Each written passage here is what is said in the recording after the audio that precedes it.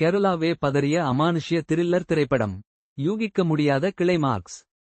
Thriller, suspense பட விரும்பிகள் போலவே அமானுஷ்யம் கலந்த ஹாரர் படங்களை விரும்பும் பலர் உள்ளனர். அமானுஷ்ய த்ரில்லர், பேய் படங்கள் என்ற ஹாரர் திரைப்படங்கள் விரும்பினால் மலையாளத்தில் வெளியான கனா கண்மணி என்ற இந்த திரைப்படம் மிகவும் பிடிக்கும். நடிகர் ஜெயராம், பத்மபிரியா நடிப்பில் வெளியான கனா கண்மணி குழந்தை சார்ந்த அமானுஷ்ய கதை என்ற பின்னணியில் அமைந்துள்ளது. இது போன்ற அமானுஷ்யம் சார்ந்த கதைகளுக்கு தொடக்கம் கிட்டத்தட்ட ஒரே மாதிரி இருக்கும்.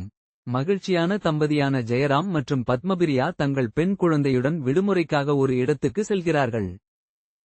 அவர்கள் முன்பு தங்கிய பழைய வீட்டில் அந்த பெண் குழந்தை வினோதமாக நடக்கத் துவங்கியது.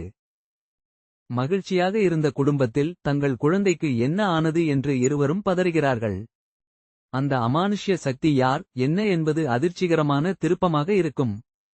பத்மபிரியா மற்றும் ஜெயராம் இருவருமே அசத்தலான நடிப்பை வெளிப்படுத்தி இருப்பார்கள். குழந்தையை பாதிக்கும் அமானுஷ்ய சக்திக்கு அதன் பெற்றோர்கள் செய்த ஒரு செயலே காரணம் என்பது திடுக்கிட வைக்கும். அதேபோல கிளைமாக்ஸ் யூகிக்க முடியாத அளவுக்கு வித்தியாசமாக இருக்கும்.